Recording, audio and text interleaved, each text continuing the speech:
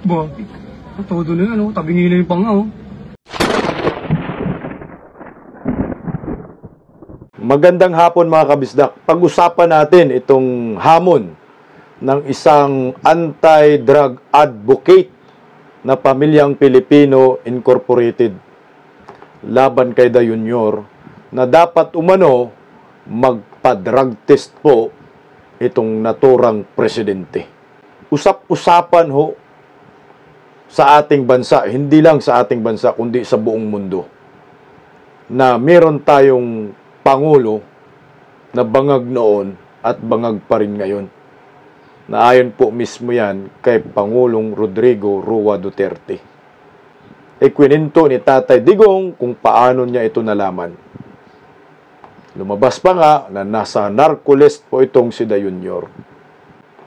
Naglabas ng ebidensya itong si Maharlika na nagpapatunay na itong si Da Junior ay gumagamit ng ipinagbabawal na pulburon.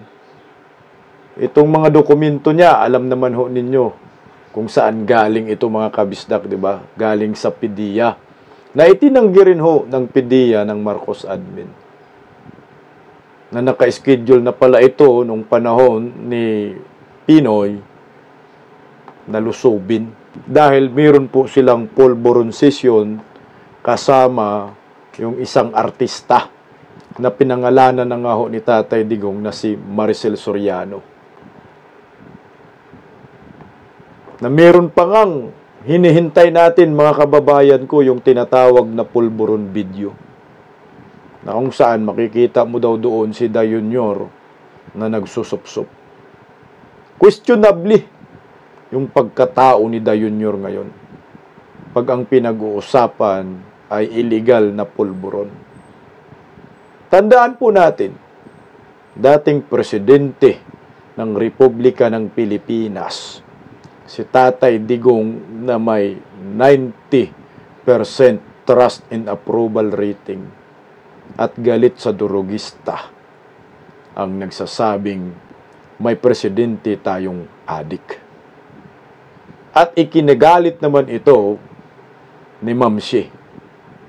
At pati si Inday Sara naambunan ng kanyang galit dahil tumatawa daw si Inday Sara noong panahon na iyon na sinasabi ni Tatay Digong na bangag ang kanyang asawa.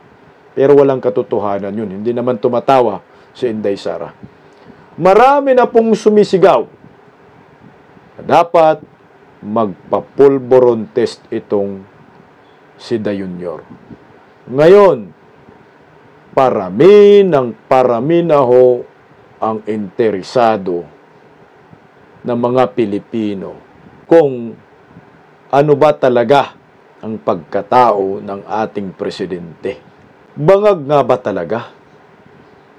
Dahil hanggang ngayon, hindi pa ho sila gumawa ng hakbang upang masagot ang mga akusasyon ni Tatay Digong at ng maraming mga Pilipino na sila ay gumagamit na ipinagbabawal na pulburon.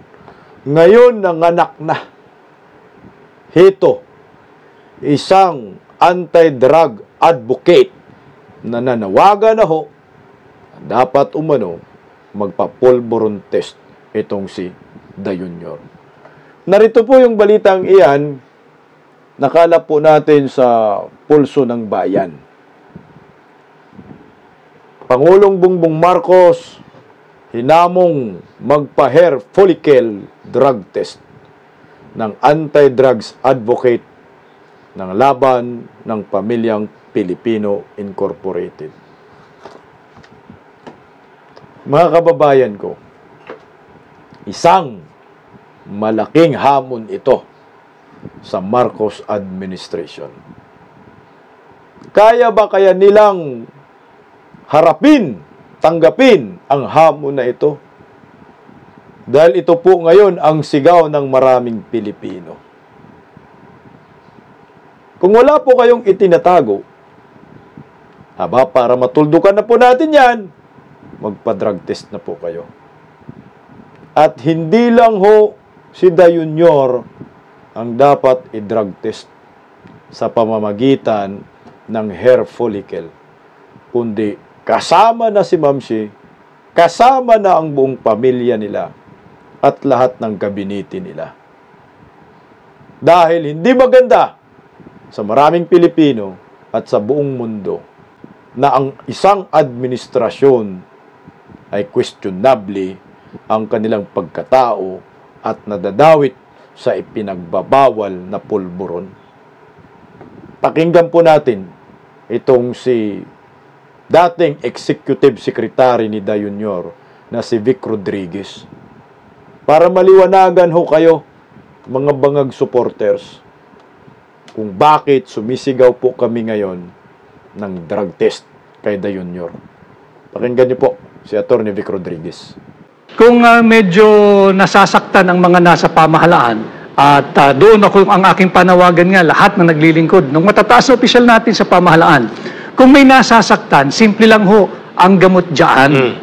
Go undergo a credible hair follicle drug test. Klaro. And if you are negative, yan ang sagot. You don't have to talk that much. Kasi tapos ang lahat. Resulta lang ang kailangan. Tama. And yung mga nagtatanong, why are we even pushing for this credible Yes, drug test? why do you do that? Because of the serious allegation hurled by senior leaders of our country na may mga naglilingkod sa pamahalaan na gumagamit ng illegal na droga. And just like you, Ka Eric, and Yes. just like the many millions of Filipinos who are watching us right now, Correct.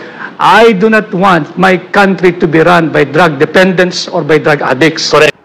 Tumpak itong sinasabi ni Atty. Vic Rodriguez. Sino ba na Pilipino na gusto na yung Pangulo ng ating bansa ay drug dependent? Sabog, bangag. Sige nga. Kalukuhan ho.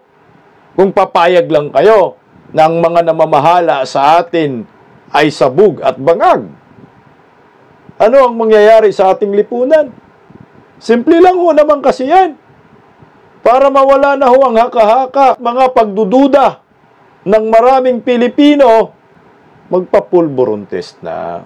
Kasi kung hindi po ninyo gawin yan, baka isipin ho ng mga sabog ay okay lang nagagawa ho sila ng kasamaan. At tuloy ang kanilang kasayahan dahil yung Pangulo ay questionably yung pagkatao. Aba, baka magiging sumbi tayong lahat gaya ng taong ito.